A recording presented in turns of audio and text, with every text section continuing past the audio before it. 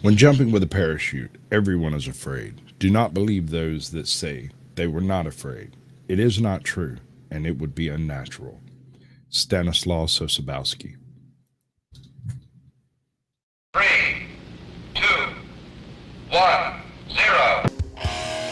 You cannot subvert an enemy which doesn't want to be subverted. Subversion is the term, if you look in a dictionary or criminal code to that matter, usually is explained as a part of activity to destroy things like religion, government system, political, economical system of a country. Starting from Hollywood movie makers to professors of political science and quote-unquote experts on Soviet affairs, Kremlinologists as they call themselves. No James Bond nonsense. The rest, 85%, is always subversion. Manipulation of terms.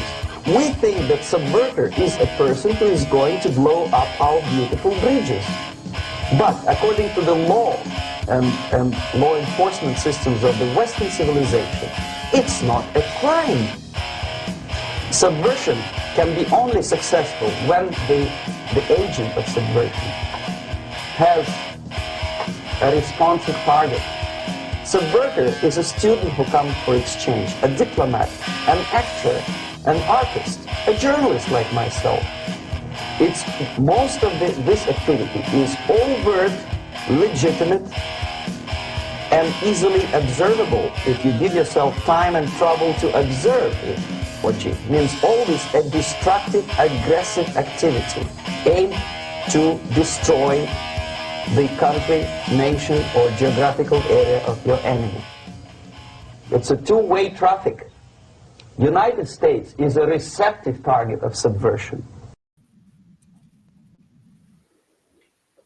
From high atop the battlements of Castle Curmudgeon, where we salute our lovely and talented kitchen witches for another job well done with this year's Thanksgiving feast. Good evening, Mr. and Mrs. America, and all ships at sea. Welcome to the Blast Radius.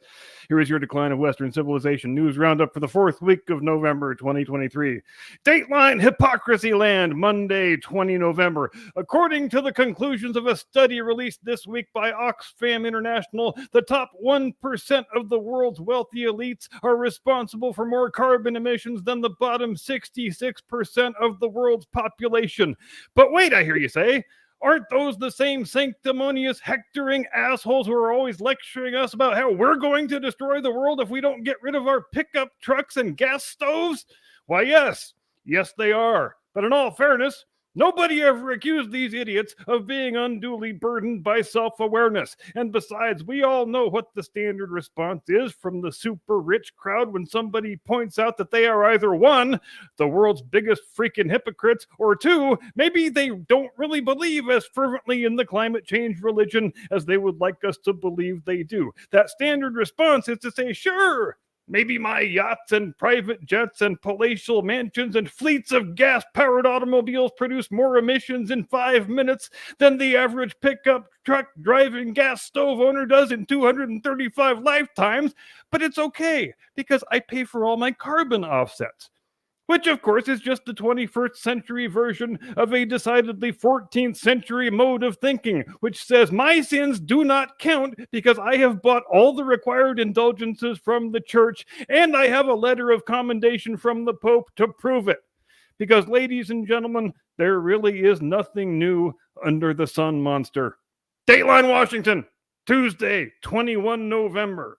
White House Press Secretary Baghdad Buckwheat celebrated something called the Transgender Day of Remembrance this week by stating, quote, "Today on Transgender Day of Remembrance, we grieve the 26 transgender Americans who were killed this year. Year after year, we see that these victims are disproportionately Black, women, and women of color. No one should face violence or live in fear or be discriminated against simply for being themselves," end quote. And look, I know Baghdad really, really likes the word disproportionate. I know she thinks it makes her sound smarter than she is, so she jams it into just about every sentence she can think to jam it into, irrespective of whether it's appropriate or applicable. Like in this case, where her words create the implication that there is somehow a proportionate number of black women of color transgender deaths that would otherwise be perfectly acceptable. You will notice also the very careful phraseology. 26 transgender Americans who were killed. The implication being, obviously, that these people were all murdered in heinous acts of transphobic violence, except not so much, really, because what happens when you actually dig into the details of those 26 deaths? Well, you've got a guy who was fatally shot by the cops while violently resisting arrest. You got a few others who died in murder-suicides, and yes, they were the murderers. You got some who died from drug ODs, others who got run over by cars while jaywalking at night, and before long, you were all the way down at the bottom of the list, and you're wondering, so where are all the people who got cruelly murdered just because they were transgender? Well, there don't appear to be any. Like, literally not a single one. But hey, never let inconvenient facts get in the way of an important political narrative, because if wokesterism teaches us anything, it's that there is a profound difference between the truth and my truth. And who the hell are we to question Baghdad Buckwheat's truth? She is the very first black, gay, female, homosexual, lesbian woman of color in the history of White House press secretaries. That means you will take her words uncritically at face value, and you will like it, you filthy bigot. Dateline Brussels, Wednesday, 22 November. In one of the most shockingly delusional statements ever uttered by any world leader, European Commission President Ursula von der Leyen, who still, for my money, owns the greatest real-life comic book villain name in world history, stated with a straight face, in total apparent sincerity, that not one single dime of EU humanitarian aid to Palestine has been misused or repurposed for military or terroristic purposes. In fact, according to an internal audit of EU financial aid to Palestine, quote, controls and existing safeguards in place, which have been significantly strengthened in the past years, work well, end quote, to prevent money from flowing to the Hamas terrorists who have been in control of the Gaza Strip since a coup in 2007.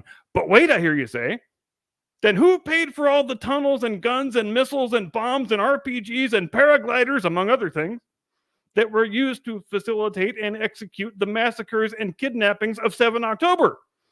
Well, unclear, says Ursula. But damn it, all of the EU money only went for food and medicine and nothing else, because Hamas, they gave us their word, and Hamas would never lie. Reached for comment, Hamas spokesman Hassan Youssef said, quote,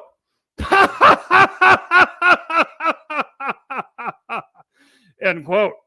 Dateline Amsterdam, Thursday, 23 November. In part of what is now a well-established pattern of behavior, the global fake news media reacted to an election win by non-leftists by lighting their own hair on fire, shrieking nonsense noises at the sky, gnashing their teeth, rending their garments, and declaring that this surely portends the impending doom of civil society. Geert Wilders, who's been one of the left's favorite boogeymen for some years now, in addition to having a fatwa on his head for criticizing Islam, there are a lot of reasons to like this guy, in other words, is the leader of the party that won the Dutch elections this week, which places him in line to be that country's next prime minister. And since nobody outside the Netherlands has the faintest idea how their wacky electoral system actually works, we'll have to just leave it at that.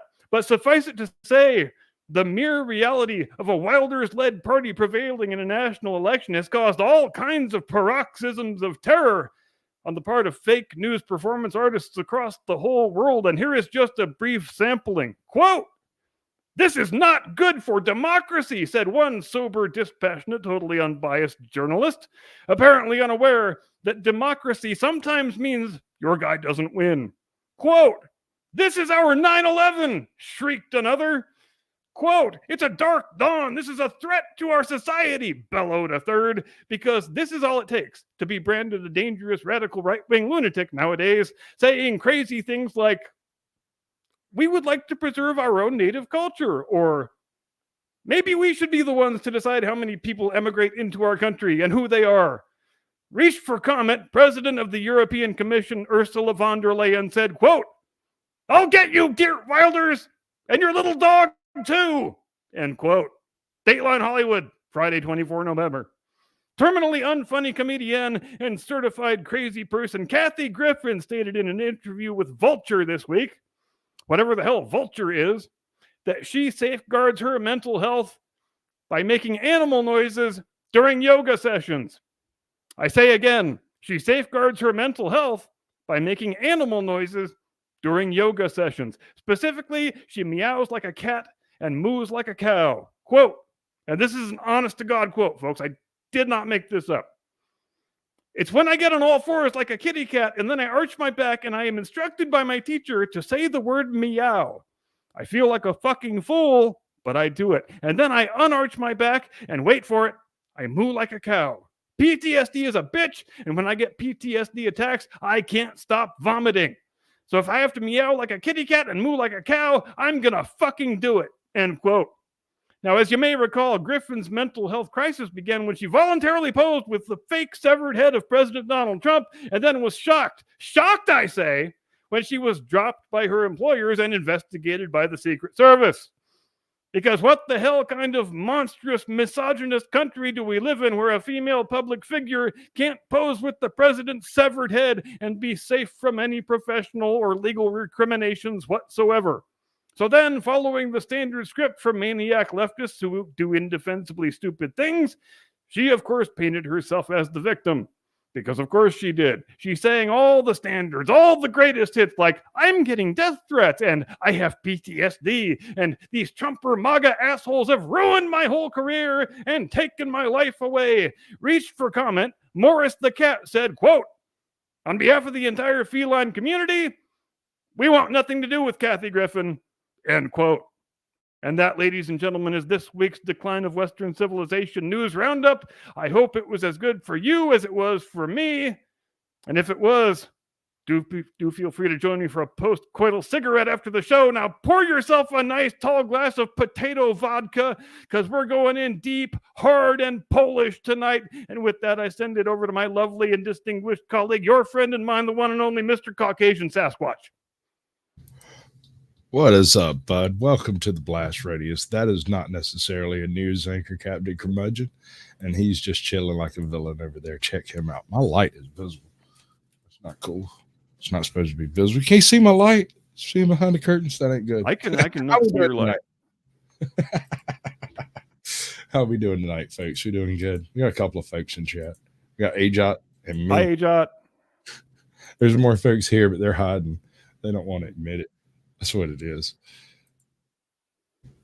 Hey, bud, you've got a plan for tonight. You came up with it all by yourself. I'm proud of you. Like I said, pour yourself a tall glass of potato vodka. Right?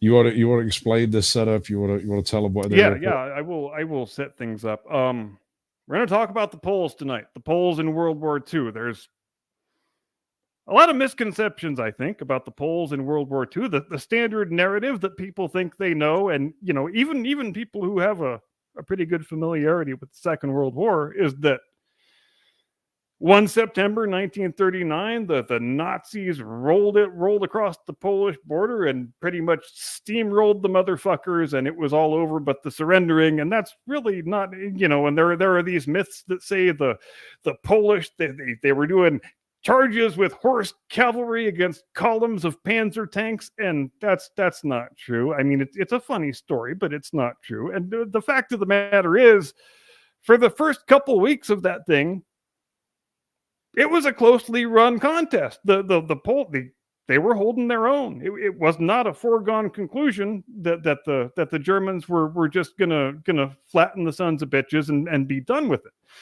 it.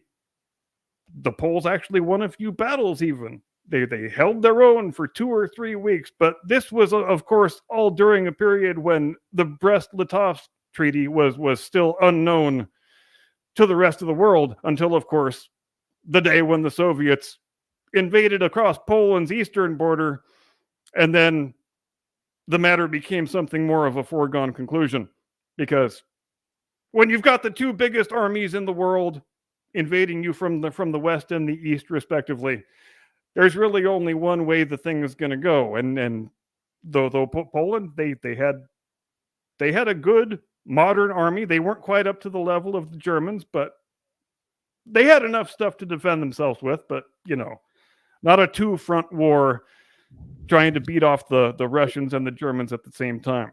So, hey brother, when we get this started, I want you to do a restart on your browser window. You're glitching. Am I?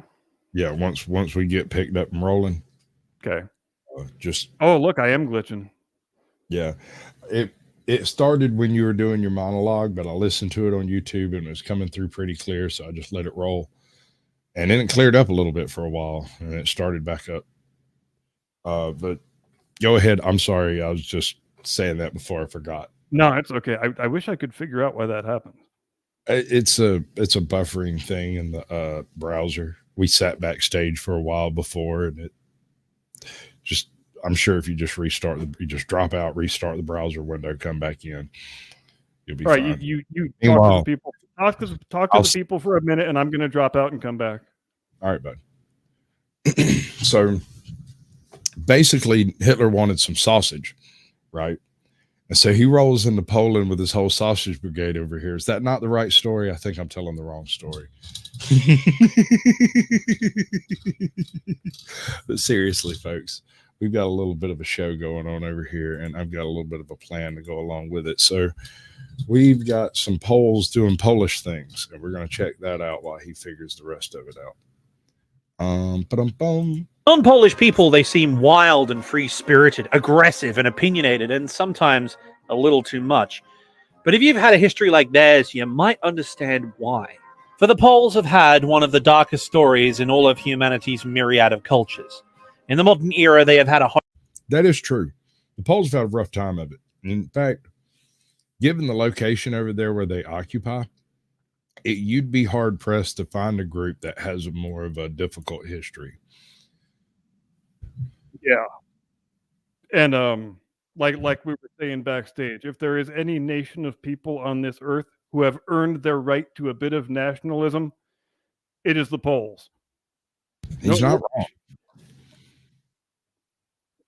And the story of the Poles in the Second World War, it's, on the one hand, it is uplifting and inspiring and heroic, and on the other hand, it is bleak and awful and depressing, because the Poles did a lot of really good work. The Poles in exile who were fighting when they were attached to the Royal Air Force and the Royal Navy and so forth, and they were not treated well by anybody.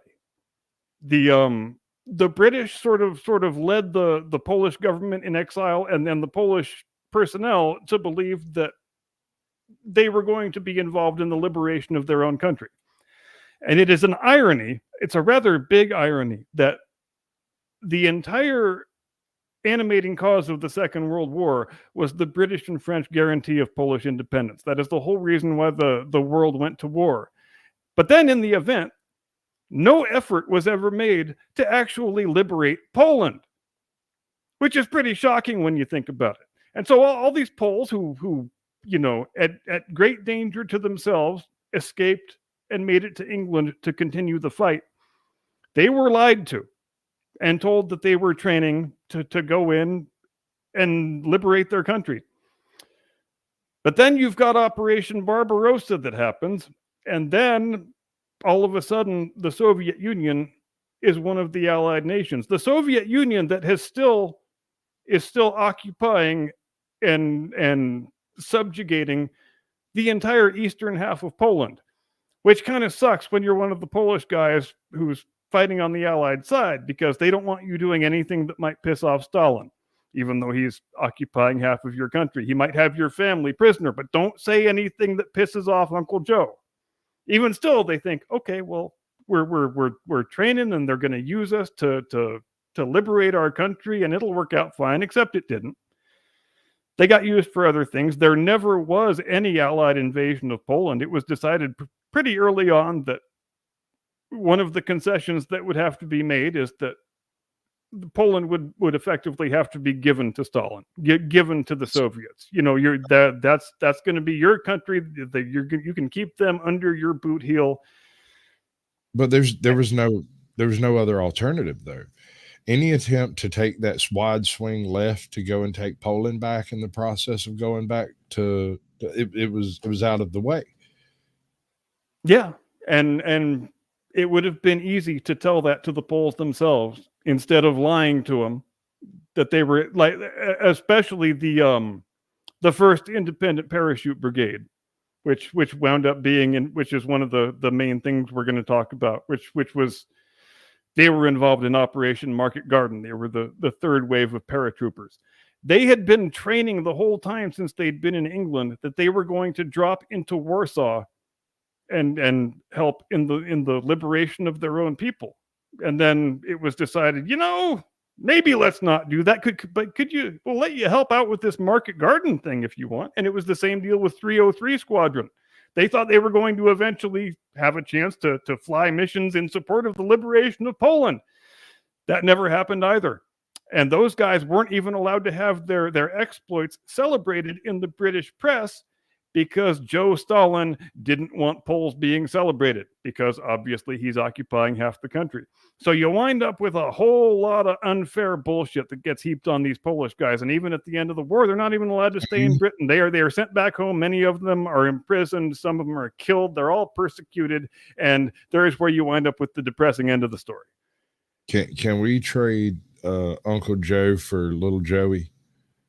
Little Joe, please. I think it's a fair enough trade.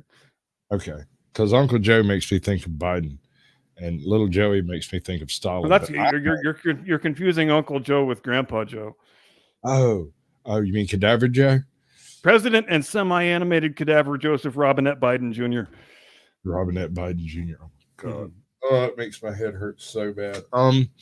So the first thing we're going to talk about, one of the greatest stories of Polish badassery in the whole war, is the voyage of the Orzel, Polish submarine. That do we want to just watch the first part of that video and then pick it up at the pause? First couple of minutes over here is pretty much just Poles partying like Poles, and then we get into some more. And I think he goes back to partying Poles after a while. What's up, old guy Mitch? Good to see you, Danny Hahn. Yeah, welcome. who do we have in the comments? Hi, Ajot. Hi, Danny. That was a good one. Your monologue makes me think how much of the facts about any war or propaganda meant to make war palatable make you want to go fight. Right. I was going to name my yellow Xterra the Yellow Peril until I looked up the propaganda connotations to the Yellow Peril and realized that would be a bad choice. Yeah, some people might find that slightly problematic, I think. Well, it was a minion. I was going to put it goggly eyes on it and everything, man.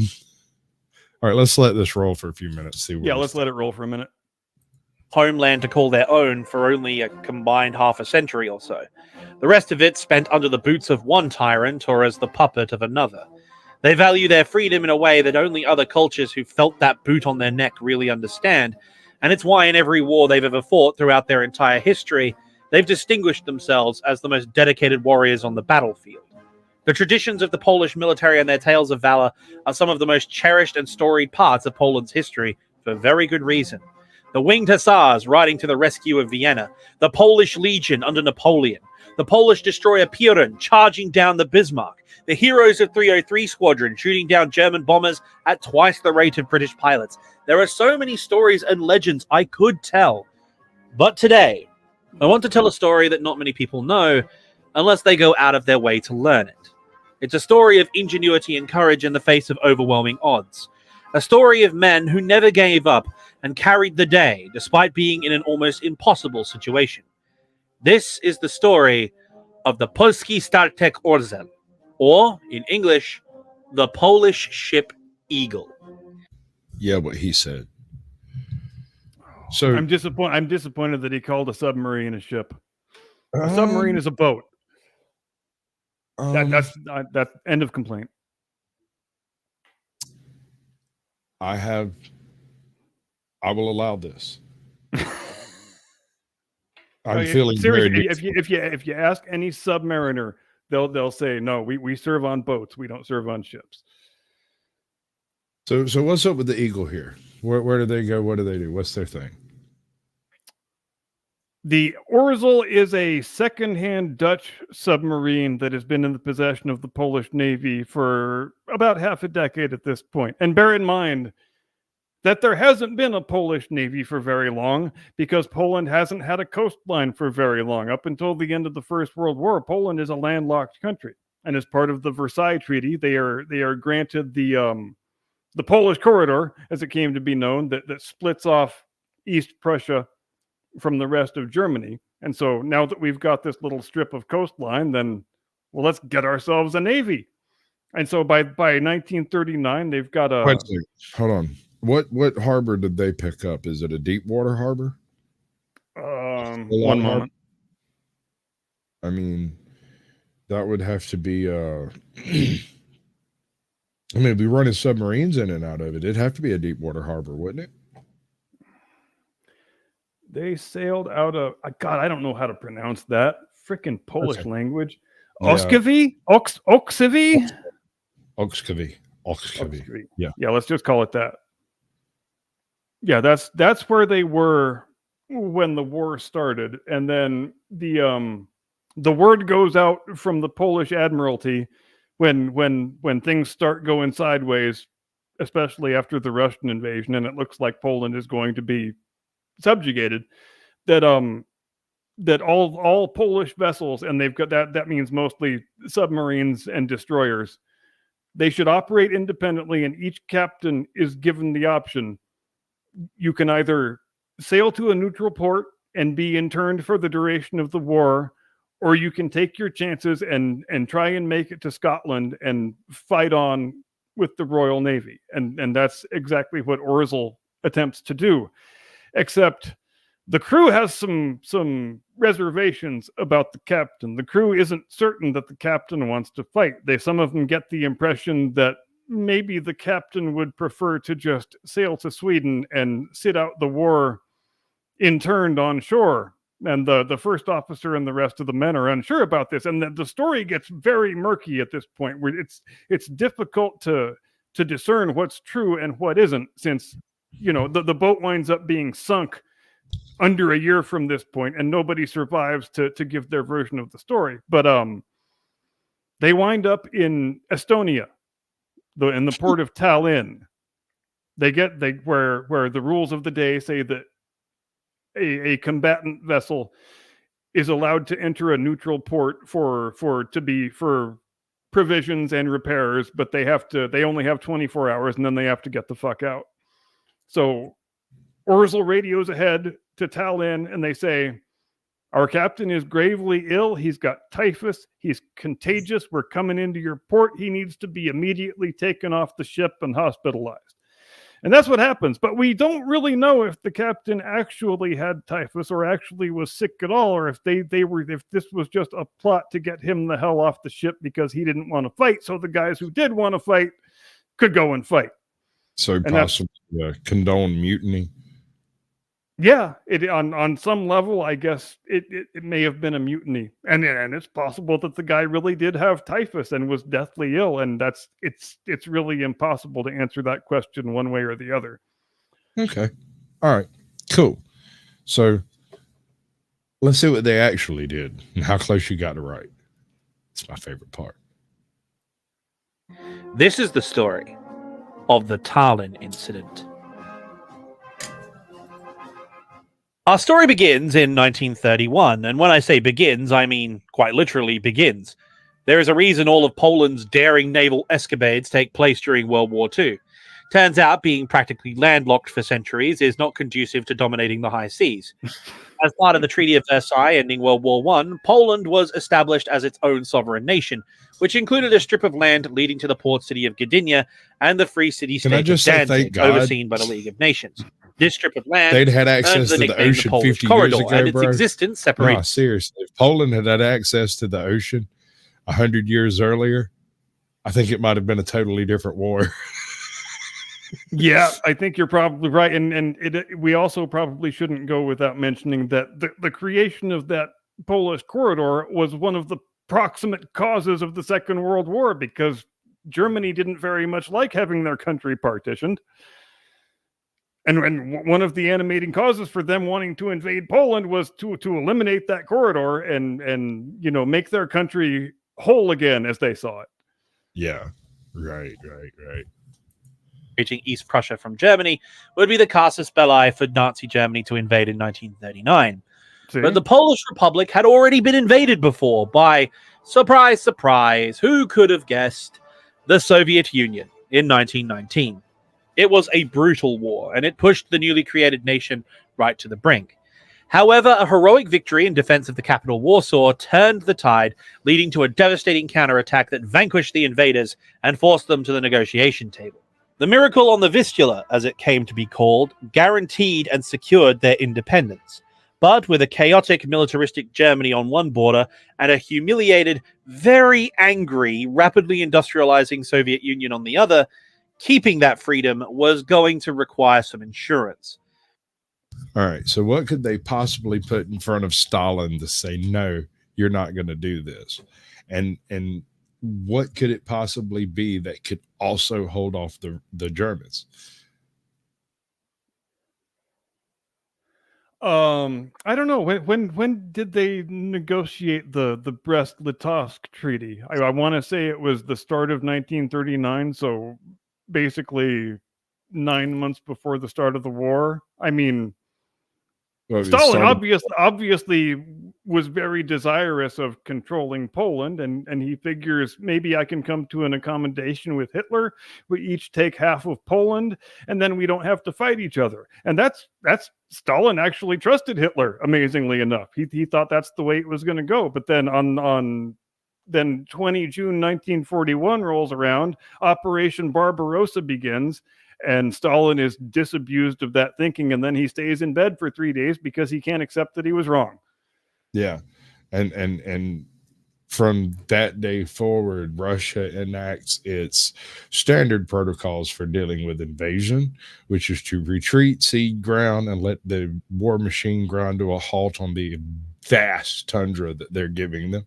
They just feed them as much line as they can give them, and eventually, when they're bogged down, out of gas, out of supplies, starving, the Russians show up and start fighting. Yep. And they can do that not just with troops and vehicles and equipment, but they figured out a way to even move all of their industrial capacity eastward, and they could pick up an entire factory and move it to a different place and have it up and running in freaking 48 hours. It was some incredible logistics. Communism, baby. Communism, baby. Be good at. It can break your entire life down and move it to another place faster than any other form of Goddamn right it can. Despite the major disparity between Poland and its impending aggressors, there is a bit of a misconception about their unpreparedness for the invasion. Contrary to popular belief, Poland was very, very well armed and had taken steps to improve their national defense considerably. The major problems, of course, were, as it always is in matters of defense appropriations, time and money. They couldn't afford the mass expansions of military capability underway in the rest of Europe, nor could they continuously modernize, but it was not for a lack of effort. There was considerable investment in purchasing more modern equipment from countries in the West, as well as obtaining production licenses. And among those purchases was a new flotilla of submarines, bought from the Dutch. And one of those submarines would be paid for entirely from public donations to the National Maritime Defense Fund. That ship's name... How was that? They paid for their Navy with public donations. Right. That's why I paused it right there, because I want you to name one other ship in anything resembling a modern Navy that was paid for through full-on public donations, not taxes, not tariffs, not sanctions, not none of that. You want to talk about people who have a strong sense of national identity and are willing to put their money where their mouth is? There it is. Right there. That is exactly how you follow up. That's the way that works. It doesn't work really any other way unless you're the U.S. and just seem to have a bottomless budget with money printer machines going. Brr, brr, brr, brr, brr. Yep. We need to Spend make more money forever. We need to make a new national anthem. Oh, our dear banana republic. Was the Orzel, or the Eagle. And she was an absolute monster for the time. Coming in at 84 meters long and over 1,000 tons displacement, she was a modern submarine capable of 19 knots on the surface and 9 knots submerged, completely decked out in the most literal sense.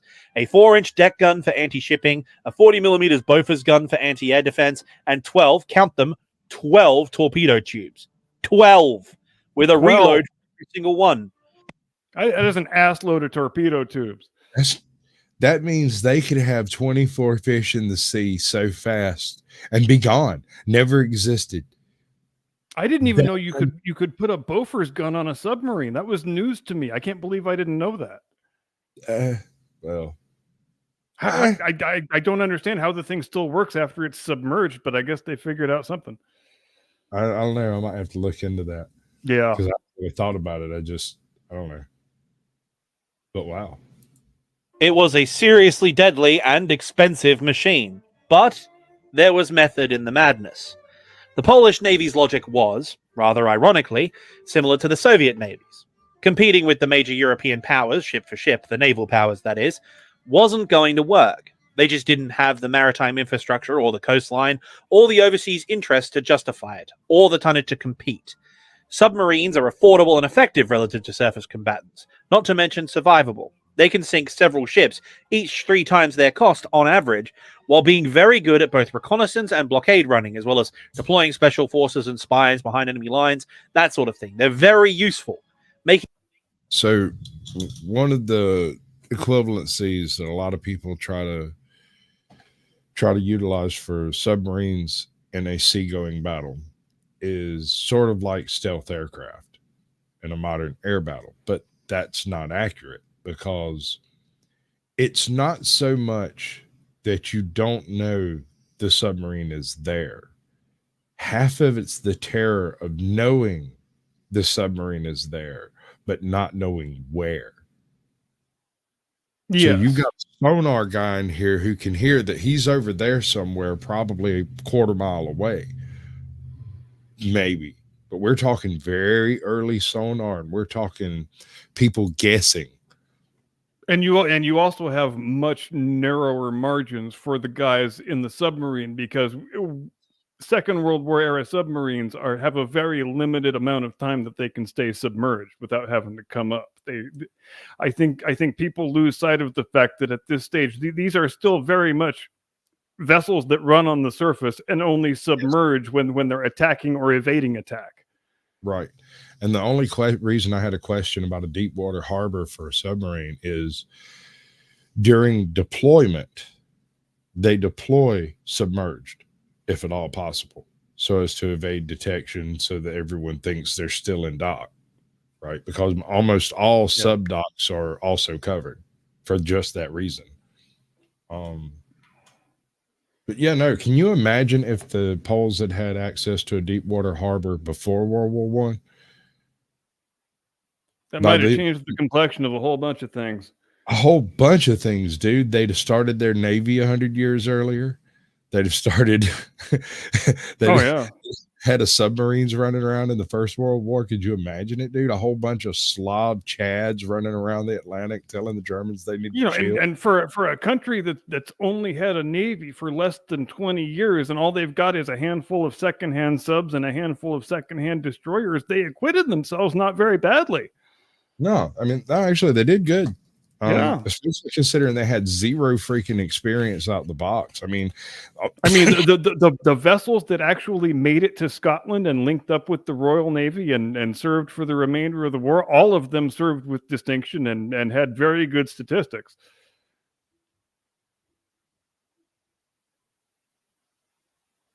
Having a sneezing fit over here. Y'all continue. Making them the perfect choice when fighting against an enemy with naval supremacy. However, despite this strategy being patently obvious, well-reasoned, and fiscally sensible, Not everyone in the same position shared this idea. Oh, it's evil. It's diabolical. It's lemon-scented. This plan C can't possibly fail.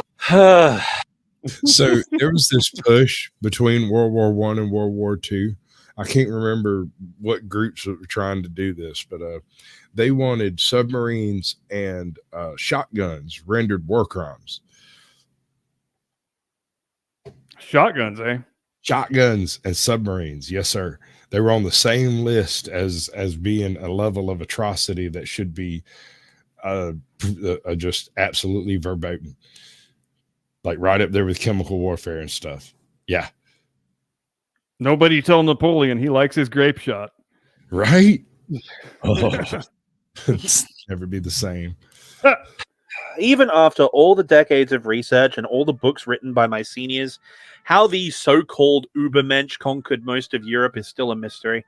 And speaking of, the side-fringed fascist, grappling with his clinical depression and impending financial depression of his own making, his failed art career, and his ever-disappearing chance of becoming a homeowner, decided that real estate acquisition by alternative methods was the order of the day. And if any of my real estate acquisition by alternative methods, right? That's very much like what's the acronym for stealing? It's strategic taking, and I can't remember. There is an acronym there though. It's like a strategic reallocation of military resources, which basically meant we stole it. Give me a minute and I'll make up an acronym. Oh yeah, you do that. Ideas. The Munich Agreement had sought to ensure peace in our time, as Prime Minister Neville Chamberlain put it. However, the total annexation of Czechoslovakia a month later had placed Poland in a precarious position. They were now flanked on three sides by German territory, while the Soviets were ominously sharpening a dagger to their rear. It didn't take a genius to work out what the mono-bollocked moron was planning. After all, he'd written a whole book about it. The Polish corridor had to be all right, so that's one thing that's always bothered me was the whole telegraphing your intentions thing. Right. How in the hell did Hitler pull off any form of surprise when he published 10 years earlier? I know. That's all you had to do was read the fucking book.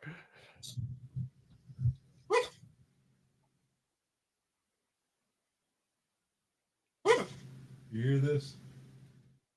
I do. Is that our second co-host? That is my 119-pound mastiff having a nightmare on my bed, trying to catch something in his sleep, and it's hilarious. One night, oh God, my dog only weighs 85. I'm just worried he's going to kind of halfway wake up and jump off the bed on top of me. That's why you keep seeing me look over my shoulder when he twitches. I'm kind of like, if that happens, I'm putting it in the highlight reel. If I can manage to make myself big, I will. Because I'm looking for views too, taking in order for Prussia to return to the fatherland, thereby creating Gross Deutschland, Greater Germany. Once this was achieved, he was planning to pursue Lebensraum to the east, namely Ukraine with its bountiful farmland and the Caucasus for its oil fields, thereby achieving autarky, making the Third Reich self-sufficient.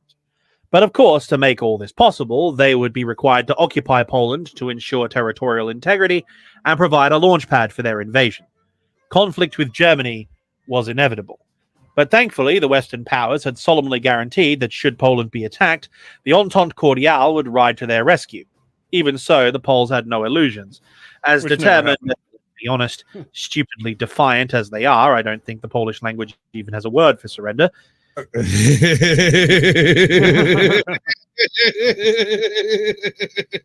Sorry, I was trying to pause it before that. That got me. Polish and Klingon have that in common. Yeah, right. Oh, surrender. What's that? Oh no, we're going to advance in the rear. That's what we're going to do. Shit, I forgot what I was going to say. That tickled me so much that Polish. Yeah, it is. That was good. It is pretty tickly. It's It's not even a concept in their language. They can't even speak of it. It's not that they won't. It's just they don't know how to.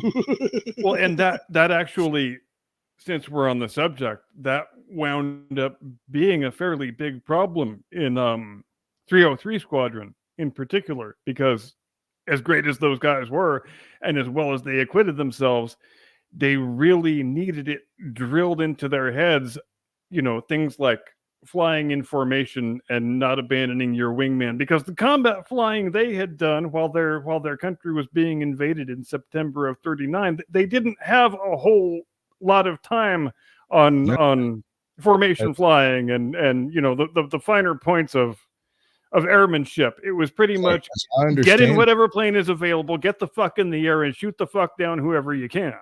Those guys went 2 to 3 on 1, and many of them came back. And that is absurd. They'd put 3, 4, 5 planes in the sky as a group. They'd go out and hunt individually and come back with 4 or 5 kills apiece. You might have one that didn't make it, but he'll come hiking in here in a few weeks.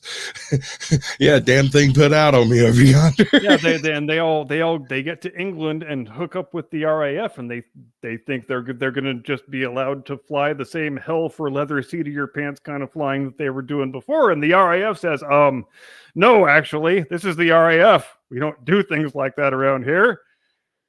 You got to remember, we're the same redcoats that lined everybody else up for target practice.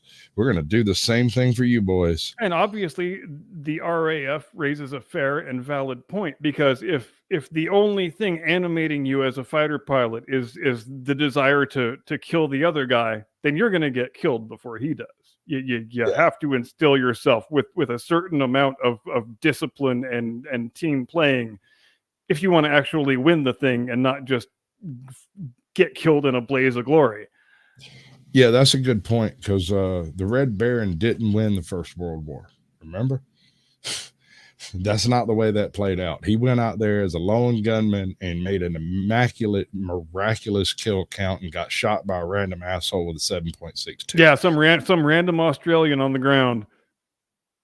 Then there were an awful lot of them popping caps. It's hard to say which one. And he's a good example to bring up, because he didn't attain the gaudy statistics and kill count that he attained by being stupid and reckless and a dumbass. He did it by discipline and professionalism and study and hard work. Right. And on top of that, like when this is part of that, when the other pilots would come back and they would go to the chow hall and they'd sit around and drink and party and talk about their attacks and their defenses and how they flew around and stuff. Von Richthofen was back at the hangar sighting in his guns another 1/8 of an inch, because they weren't quite perfect. And that is where his kill count comes from. Not how great of a pilot he was, but the fact that every single stitch on that airplane was hand checked by him. And it's also a triumph of economy, because one of his big cornerstones of his philosophy, and this was true for the top British fighter pilots in the First War too, was that you don't open fire until you're right on top of the guy and you have a really good chance of hitting him with what you don't just start throwing lead and hoping you're going to hit the guy. You get right up on him and hit him so you can kill him with one short burst. Right. And that's what separates your aces from your non-aces. Yeah. All right. They knew holding out against the full might of the Wehrmacht wasn't possible. They were horribly outnumbered, completely outmatched in the air, and in a hopeless tactical position geographically, facing concentric enemy attacks from no less than 4 different threat axes. Therefore, the Polish High Command drew a stark conclusion. The only chance they had of winning was to delay the German advance as much as possible, regardless of losses. Defensive lines were set up on every river, every city was garrisoned, every forest hid a fortification. They were to hold the line, inflict as many pieces with wooden wheels on them. Or they were to buy time. Hey, if they could hold, that's so they could be towed by horses. Yep. That's the Allies. repause it again. That's another thing that I think a lot of people don't realize about the Second World War is how unmechanized it really was. Even the Germans, for all the film we always see is, panzers and trucks and what have you, 75% of their transport was horses. The only country that was fighting in Europe that didn't bring horses was the United States. Mm-hmm. We showed up with Shermans and gasoline. Yep, exactly. We got all your horses under the hood over here. Roll on. Damn straight. Exactly. To be able to mobilize and launch a counteroffensive into the Rhineland and the Ruhr, relieving pressure on Poland and perhaps maybe even forcing the Germans to accept terms. The plan assumed, however, that Danzig and Gdynia were primary targets. Their exposed nature at the top of the Polish corridor on the Baltic meant they were practically indefensible. Losing them would leave the Polish Navy with no bases to operate from, and so plans were drawn up for this contingency. First was Operation Peking, a joint operation with the Royal Navy. If tensions between Poland and Germany reached the threshold of war, the ocean-going destroyer flotilla, representing Poland's only heavy surface group, was to relocate to safe harbor in Scotland in order to continue the fight with the Royal Navy. The flagship... Why Scotland? Scapa Flow. Because that's the best place you can go to be insulated from attack. If you go to Southampton, then you're in range of the Luftwaffe. I got you. You're in range of absolutely everything. But if you go up around the corner, you're at least out of range of medium and heavy bombers. Yeah, Scapa Flow has always been where the Royal Navy goes to be insulated from aerial attack. Right, that makes sense. Wicher, however, was to stay behind to escort the heavy mine layer Griff, in the hopes that they would have time to mine the coastline and stand off the Kriegsmarine. The submarines, meanwhile, had a different mission, codenamed Operation Warek. Their job was to guard the coastline against amphibious landings and interdict any German shipping that entered their area of control. Once they'd expended their torpedoes, fuel, or supplies, whichever came first, they would have set sail for the UK, or if they were damaged or unable to make it away for any reason, intern themselves in a neutral nation nearby. Every Polish sailor knew their duty. Keep fighting, stay alive, be a problem. They were to keep fighting until Poland was free. I love it, even dude. Yep. Be a problem. Yep. This reminds me of the scene in Serenity. The captain of the Firefly, Mal, states that he aims to misbehave. I'm gonna be a problem. That's a good movie. I haven't watched that in a while. Oh, it's a good one. I love that whole series, dude. The series too. Yep. It's a shame it's only 14 episodes.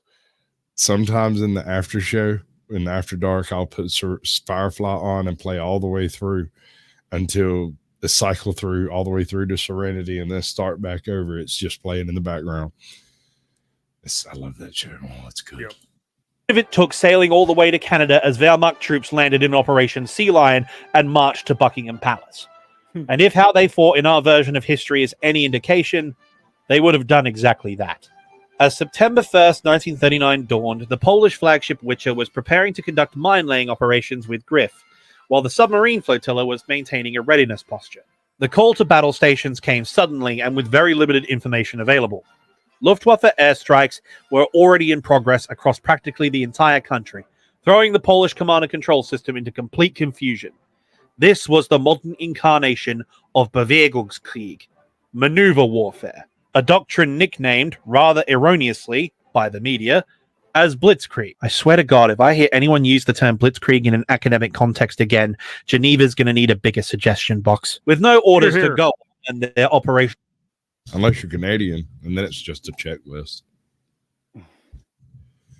Well, if you're Canadian, you've got a prime minister who gives standing ovations to Nazis. Checklist. Obsolete, the submarine flotilla did really the only thing it could do. Put to sea, pick a sector, and shoot at anything with a swastika ensign.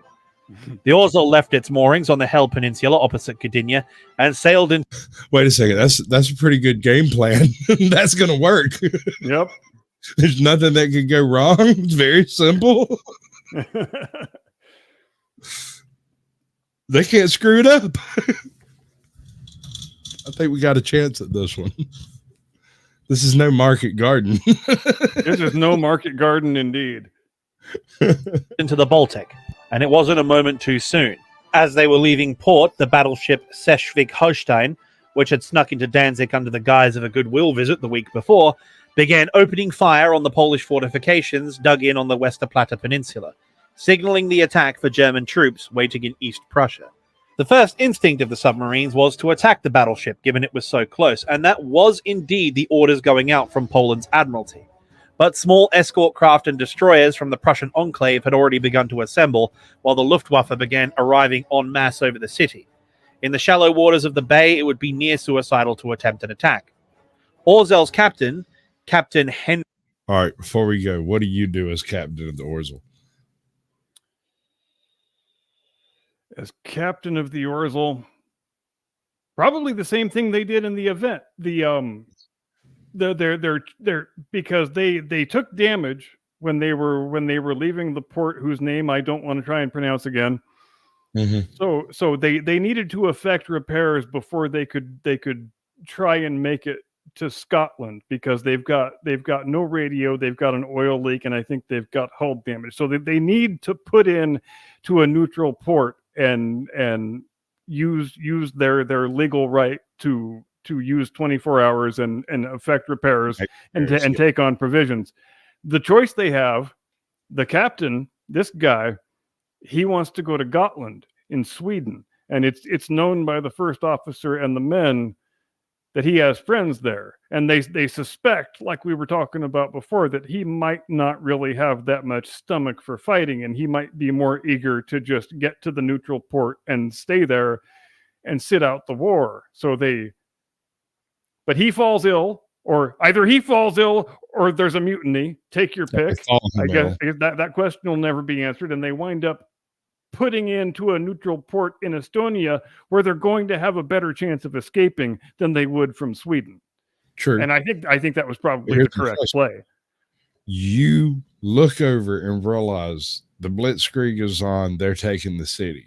You've got to get out of port. There's a battleship gunning down on you right now. You haven't taken damage yet. You can either go in or leave. Yeah, remember, you can either die in a blaze of glory trying to battle it out with that battleship, or you can try and fight the rest of the war by making it to a neutral port and then escaping from the neutral port and getting your ass to Scotland.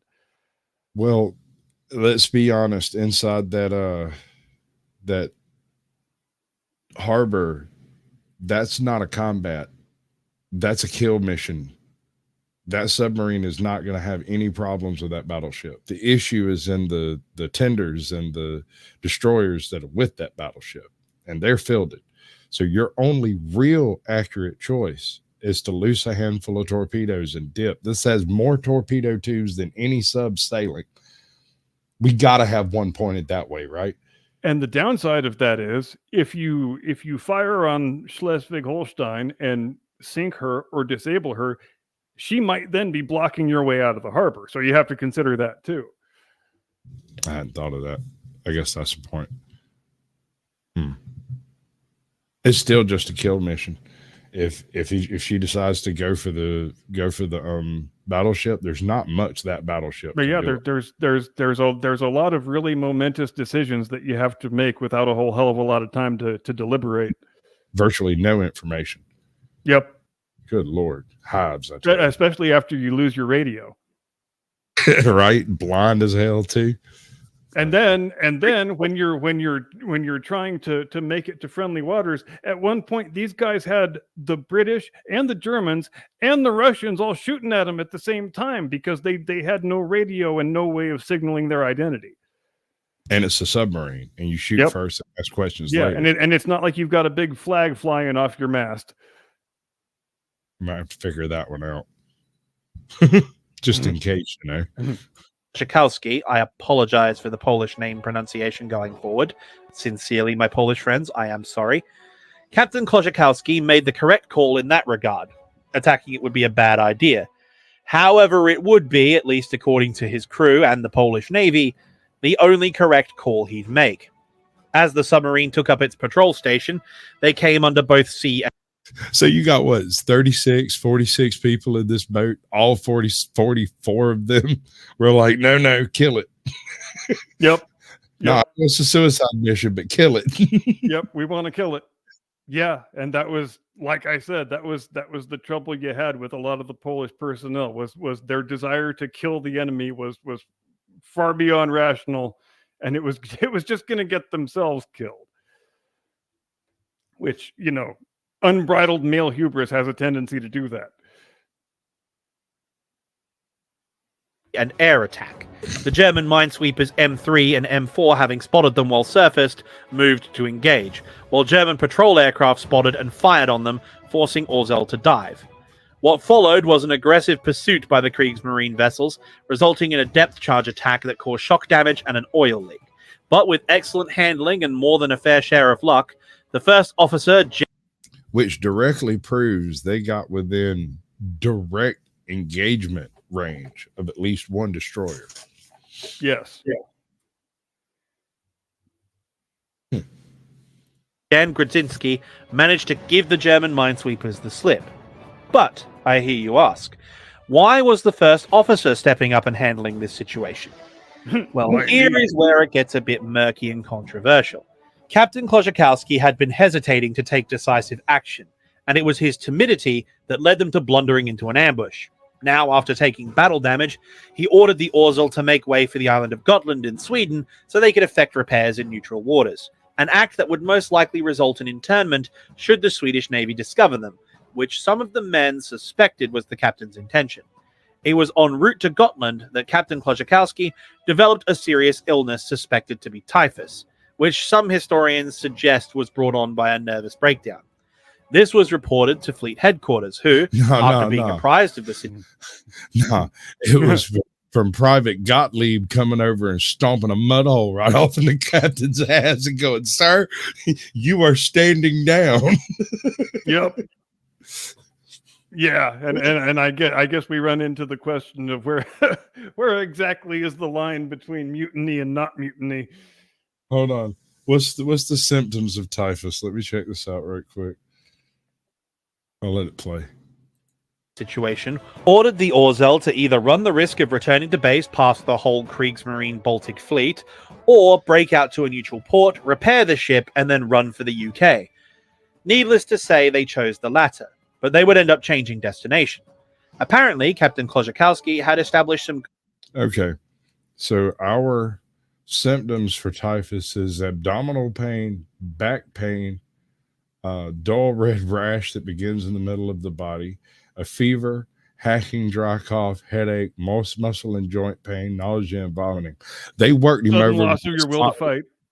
They worked him over with a sock full of soap. Yeah, it might not have been far off from that. They cracked up a few kidney stones in his kidneys and gave him a bit of an infection. He had a little fever and probably a cracked rib. Yeah. You want to do what, sir? Run that past us again? Wait, we're going where? Wait, no, I thought we were supposed to be a problem. That wouldn't be problematic at all. Remember, sand in the gear, sir. I thought we were supposed to kill Germans and not take a holiday in fucking Sweden. Right? They ain't over yet. Good relations with Estonian naval officers while conducting exercises together pre-war, and the crew hoped to leverage those connections to avoid internment while getting use out of a port facility. So the Orzel set out for Estonia, reaching the approach to Tallinn harbour on September 14th, 1939. Surfacing their ship and signaling in the clear, Orzel informed the Estonian Navy that their captain was seriously ill and possibly contagious, requiring immediate hospitalization. They also reported significant damage, which included the oil leak and a fault in the submarine's air compressor. Now, according to the Hague Convention, they were entitled to use the port and seek assistance from a neutral nation for a period of 24 hours before having to leave. And the fact that there was a German ship... Okay, this is another good point. As a submarine, that's a period of 24 hours after they're discovered. Right. Now, granted, they do kind of have to sail in under their own power, so they probably would be surfaced, but it's not unheard of for a submarine to slip into something near a harbor Yeah, and it's also not unheard of. In fact, it was pretty common to dive the boat for as long as you can to affect whatever repairs you're able to affect on board with the materials you have on hand. And then you surface and make yourself known that you're entering the harbor, and then your 24 hours begins, which is, the best way to play it, really, because it buys you some extra time. Right. It lets you resupply rather than refurbish and port. It gives you the full time to bring on. Yeah. All right. Ship in the harbor meant they also had to wait 24 hours for that German ship to leave. So really, they had about 48 hours to do their business. These are the same rules that doomed the German battleship Graf Spee, for those of you familiar with the Battle of the River Plate. Thus, the Poles requested docking rights in Tallinn to drop off their captain, effect repairs, and then set sail for friendly waters as soon as they were able. However, all was not well in the state of Estonia. For you see, if you recall your history, you would remember that the two mustachioed monsters of Europe had signed an alliance less than a month prior, the contents of which included... Okay, so Little Joey... And there you have the Brest-Litovsk Treaty. Little Joey and the Mustache Man are the two mustache monsters of Europe. That's a nice way of putting it. I like that little turn of phrase. Yeah, it's pretty good. I like it. The monstrous mustache men of Europe. That's the only reason I paused the videos, because that was an eloquent and elegant way of speaking. I like it. It's true. Me too. Excellent. Territorial guarantees for the Soviet Union, those territories being the eastern half of Poland and the Baltic states. As such, Germany had a vested interest in detaining Orzel, not just to protect their own shipping in the Baltic, but to placate their new friends. And with the Soviets on the border just itching for a reason to annex their country, it gave the German ambassador in Tallinn an extra piece of negotiating power, as failure to comply with his requests could result in enforcement action from the east. It also helped that the aforementioned German-flagged vessel was currently in port, giving him some international public relations ammunition should he need it. Imagine the headlines: Estonians risk German sailors' lives in violation of neutrality. The Estonians were stuck, and they knew it. They legally couldn't turn Orzel away because it would violate the Hague Convention. They also couldn't let them go because their enemies would use it as a pretext for sanctions or, more likely, invasion. So, they were forced to take the only action they could: compulsory internment. As Orzel pulled into port, the captain was relieved of duty and rushed to hospital. Mooring lines were fastened and repairs begun in earnest. They were completely unaware of the diplomatic mayhem going down in the city between the Polish, German, and Estonian representatives.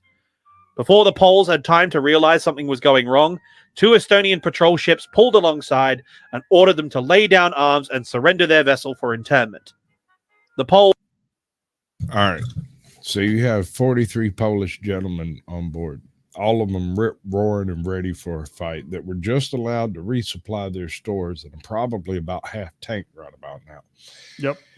And you just told them that they have to lay down arms and turn themselves over to allies of the Germans. And the Poles' response was... Fuck off, ski.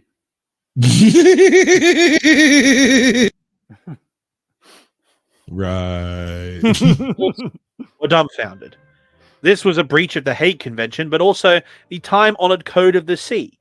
They were a friendly ship seeking aid in a neutral port, but the Estonian sailors were insistent, immediately boarding the submarine and then seizing all of their maps, charts, and navigation equipment. Later, troops from the local... Okay, and so that plays a big part in the story coming up, too. Future reference: Estonian military police are badasses. Just so you know. Because they straight up rolled up on a Polish submarine and told them what to do. Now, we'll see how it goes, but it did happen. Badasses. Garrison arrived and informed the Polish sailors that they were officially being interned at the harbor to assist in the demilitarization of their ship. But as we've established at the very start of this video, despite the fact that they live in the snowy cold of Eastern Europe, when it comes to wars, the Poles have absolutely no chill. They were going to join the Royal Navy and continue the fight against fascism regardless of what anyone has to say.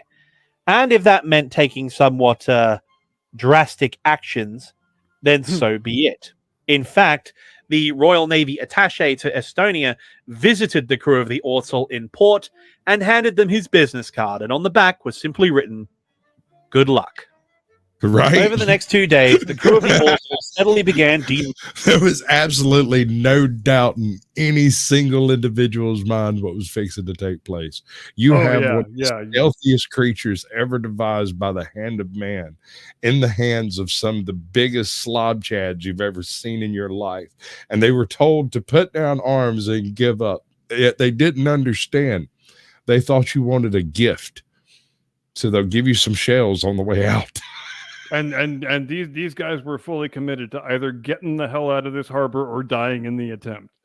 Yeah, no. And with 12 torpedo tubes and a handful of guns, this is not a military harbor, right? This is like a merchant harbor, correct? Yeah, it's just it's not a naval installation. It's just the regular old harbor of their capital city. Right. So you've got like a couple of patrol boats, maybe some type of battle implementation like outside the harbor, but nothing in here that's going to deal with this submarine. 12 torpedo tubes, baby. They could tear mortal hell before they left. Yeah. 12, count them. And they're all loaded. That's 24 rounds in the sea, man. Oh, my Lord. Militarizing their submarine. First, they dismantled the main gun on the foredeck, surrendering the ammunition to the Estonian guards. Next, they went to do the same to their AA gun, but oh no! The crane broke. That's inconvenient. Well, I hate it when that happens. We're going to have to do this job by hand. It's going to take us ages. That's going to take us at least another day, maybe even 2. So with that out of the question, they were going to have to remove the torpedoes instead. And so they started pulling 1 torpedo out, then 2. They cleared out the forward torpedo tubes, and then, gosh darn it, wouldn't you know it, the torpedo hoist on board was damaged in the depth charge attack, and that broke too. And with the crane broken, it's going to take us at least a week to get all this stuff out. Hell, it's a miracle we even managed to moor our ship correctly with only 2 lines available. And they're looking a bit flimsy too. Are you sure these were secured? I think you guys can see where this is going. Oops, the ship is loose and accidentally drifting out of port on an exact freaking angle to escape. And all our equipment keeps breaking when we try to offload our torpedoes, of all the luck. And can you imagine that fucking deckhand who's operating the damn thing? Because here's the thing. If you try to lift one of those torpedoes wrong with one of those lifts, it will break the lift and it will do a really good job of it. You've got to get it balanced right. If it's not, it'll just rip it out of the ceiling. Those things are heavy. Oh, sand in the gears, baby, be a problem. Well, and the Estonian dockyard guys, you have to wonder. I mean, were they onto the fact that the Orzel's crew were sabotaging the equipment so they wouldn't have to offload their armament, or did they think that these were all just serendipitous accidents? Oh no, I don't think they were reporting crap. Yeah, they weren't reporting. I mean, in their own private thoughts, did they probably know exactly what was going on? I think they probably did. I imagine they were standing around scratching their darn head while the whole frame got ripped out because they sat there and watched them hook it up incorrectly, which that is a good point. A lot of these early submarines kind of had proprietary methods of delivering ordnance. And so what you're picturing in your head may not actually be anything related to the system they actually use for on and offloading ordnance, right? Yeah. Because modern, you think of like an overhead roll crane that you can actually use a little mechanized doohickey. That wouldn't have been it at all, baby. You might have had the overhead crane, maybe, but you're talking manpower moving it. And who knows if anybody on the Estonian dockyard has ever even encountered a secondhand Dutch submarine before, like this one is. Right. And then on top of that, you've got to get stevedores in there to do the actual work that can't be done by people who aren't trained in the mechanisms involved because they're built to specifically be light, small, effective. And if you're not using them correctly, you overstress everything and break the system. It might not have been anything in particular they did. They just let them do it. And I just want to mention that I love the word stevedore. It's a much better word than longshoreman. I concur. And sometimes it's one area where the Canadians and the English have us beat as far as word usage goes. I've always used the term stevedore. It's a much better word. Yep, I agree. I mean, if you go to see a longshoreman and you call him a stevedore, he smiles, turns a little pink, says all shucks. First Officer Jan Grudinsky, now captain, had been sabotaging the various implements required for their demilitarization, and even now was stashing various pieces of equipment while planning. All right, so homie's not real chattish. I'll be honest with you. I'm not getting a whole lot of testosterone vibes off this guy. I mean, look at him. But he is a mutineer and a saboteur. Okay. So yeah, he's an absolute savage. Gotcha. Yep. He's just a cute one. Yeah. That baby face will fool you. Planning their escape.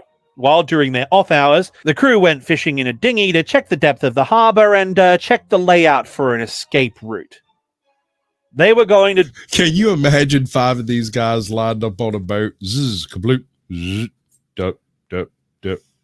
Well, yeah, and bear in mind when they attempt to make their escape, they have been relieved of all their maps and charts, and then they have no idea what the harbor is like or how to navigate out of it, and that comes into play here shortly. You're gonna have to, dude. All right, so there was this game back in the day called Attack Sub 688, and in it there was a situation red that you could encounter where you would have all of your electronic maps wiped, and you had to blind navigate through nothing. It became a text game after that until it was repaired. Text only. You could changes the equation in a big damn hurry. Boy, does it. Do the one thing a respectable sailor should never do, but the situation calls for it.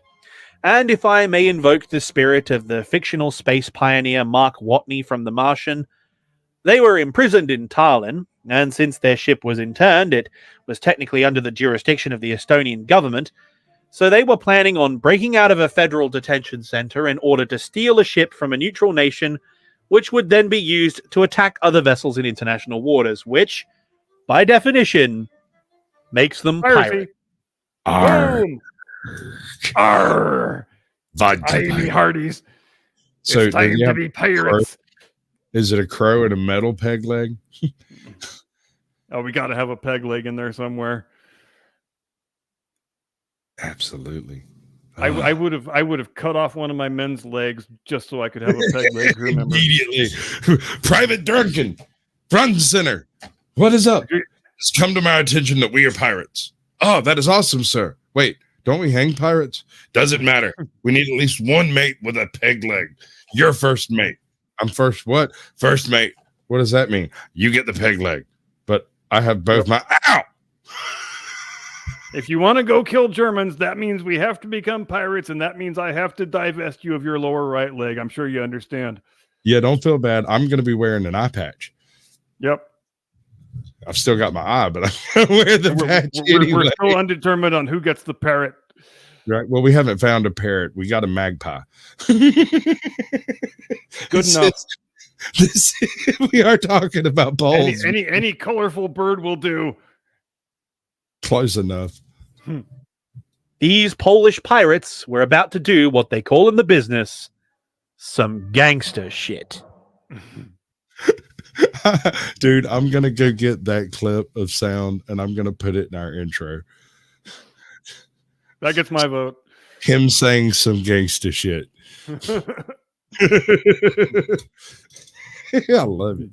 Polish. As midnight approached on September 17th, a small team of sailors armed with various tools from the engine room moved through the murky darkness in between the buildings of the port. Their target, the generator and transformer station for the entire facility. Blackouts were common in recent times with all the chaos going on, Plus, electrification in Eastern Europe was still a bit hit or miss at this stage. And with a brand new moon in the sky, the ambient light was basically zero.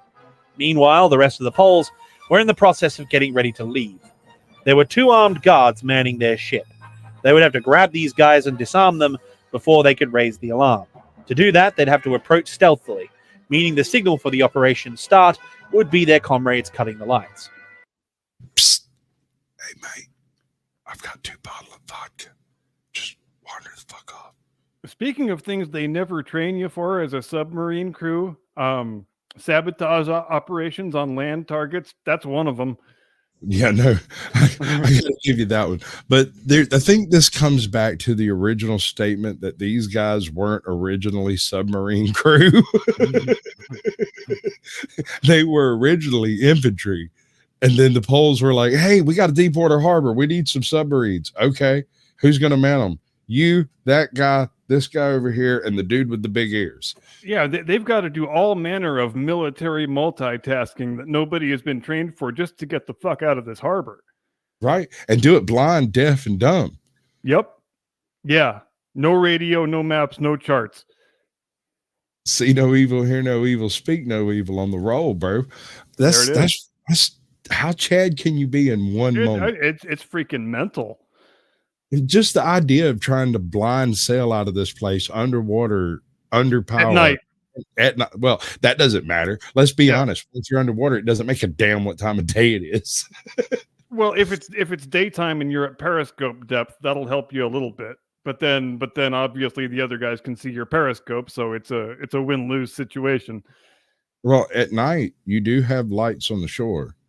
That could help under the right circumstances. But yeah, and that actually is how they wind up navigating to where they need to go without maps and charts. Is they have a list of lighthouses, and that's the only reference material they have, and they still pull it off. Do you realize what kind of mental trigonometry the damn navigator was pulling off in his head? Well, yeah, and they had to do a bit of celestial navigation too, which is why they still teach you how to use a sextant, because it might come in handy one day. It might. Much as it sucks. Welcome to the world, folks. You learn to use a sextant. Learn to identify at least 3 constellations, one of which should be the Big Dipper. Might save your life one day. Oh yeah, Big Dipper, Orion, yeah, just Ursa Major. And figure out where you is based on it. It could save your life one day. Yep. Captain Grudzinski didn't have to wait long. As the clock passed midnight, there was an indistinct clunk in the distance, like someone slamming a door or, perhaps, crowbarring one open. Suddenly, the lights across the port immediately went dark. Great, thought the Estonian guards. Another damn blackout. Psst. Hey, mate, I got 2 bottles of vodka. Step outside for a minute. Or so they thought. With the speed and stealth of a clan of ninjas, the Polish crew dashed through the night to the quayside, taking the guards completely by surprise. Quickly disarming them, the crew of the proud ship Orzel got busy preparing their submarine for departure, taking the 2 bewildered guards below deck as hostages. Soon, the dark shapes of their comrades emerged from the shadows to rejoin the ship's company. They had taken a detour, cutting the telephone cables and sabotaging searchlights. It was then... They're an absolute terror. Hell on wheels, man. Wow. Things started to go horribly wrong. Shouts were heard. Flashlights began cutting through the night. A few of the spotlights they failed to sabotage switched on. Army boots started clattering on concrete. The game was up. It was time to leave. The Estonian garrison, having caught on to what was happening, heard the engine start and immediately moved to stop the Poles from boarding. But realizing their guards were gone and they were already starting the engines, they opened fire. Rifle rounds started whizzing past, followed by the chatter of a machine gun smacking into the conning tower. The 2 men, armed with their stolen rifles, joined the fray and a firefight broke out. I think it'd be more or less immune to small arms fire, wouldn't it? Yeah, you're not going to damage her very much with your little sidearm or your little rifle. Okay. I mean, it makes a really loud noise is pretty much all that happens. Bet it make you nervous as hell. No, yeah, I mean, it's nobody likes being fired at. Yeah, right? It'll definitely get a fire lit under your tail. Yeah. Get you. Yeah, I'll give If you that. it hits the boat, no big deal. If it hits you, that's a different matter. Right? Right. The engines roared to full speed, and the Eagle slowly started to pull away. Using this opportunity to break contact, the two men keeping the Estonians busy slid down the conning tower's ladder, fastening the hatch behind them. It was time to go. But it wasn't going to be easy. Sailing in a hurry with no harbor charts on. I'm sorry, bro. I forgot to do this. I meant to do this at the beginning of the show. How many Polacks does it take to screw in a light bulb? How many? One. They're people. Dude, why are you so racist? Good God. Every show. Maps, navigating out of Tallinn was going to be difficult, and they couldn't very well stay on the surface. Even as they started their escape, the port's defensive shore batteries had begun turning their guns towards them. They'd have to submerge. But harbors, as one could imagine, aren't very deep, especially in the Baltic. There are rocks and shoals all along the Baltic coastline, while Tallinn itself has a very shallow entrance to the harbor. But Captain Grudzinski knew it was a risk he and his men would have to take. Running as fast as they safely could with their decks awash, they braved the spray of small arms fire and an occasional 100mm shell from the nearby shore battery, which was steadily getting more accurate. Okay. Now, here's something I want to put on the table. This shore battery we're talking about has probably never fired at a submerged target. Probably never fired any sort of shot in anger. You're probably correct, but it may have at least fired at floating targets, derelict ships and whatnot. Yeah. But not being able to see your target on the ocean throws off your mental math. You start thinking about trying to shoot it under the water, and that's not really what you want to do. You just want to get the shells close enough to cause a cavitation bubble. Yeah, and that's what winds up happening is they get one of the shells close enough that it does do some hull damage. Right. Then, disaster. Upon reaching the mouth of the harbor, the ship shuddered to a halt as it beached on a sandbar. Whoops. Seizing the opportunity, the Estonian gunners lined up a shot and fired. They were short by maybe 20 yards or so, but the shock of the explosion knocked out the communication system and bent the propeller shaft. It looked There like goes the radio you just got fixed.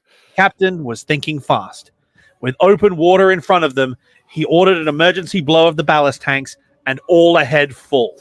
The submarine lurched up and catapulted off the sandbar. It practically rocketed into the Gulf of Finland. As the gunfire disappeared into the distance, sirens blared and panicked phone calls were made to the various embassies. But it didn't matter. Once that thing was moving more than a knot and a half, those shore guns had no hope of hitting it. Oh, yeah. The fact that they got one within 20 yards was a pretty auspicious achievement, really. Yeah, I'll give it to you on that one. The Poles had made it. The great ship Eagle was once again in the hands of her countrymen, still armed with torpedoes and ready to fight. They'd made it. But now they were faced with several problems. First was the fact that the Estonians had seized all their navigation equipment. And second, but perhaps more importantly, what to do with their prisoners. The two wide-eyed Estonian soldiers sitting under guard were completely unharmed, just incredulous at the evening's turn of events.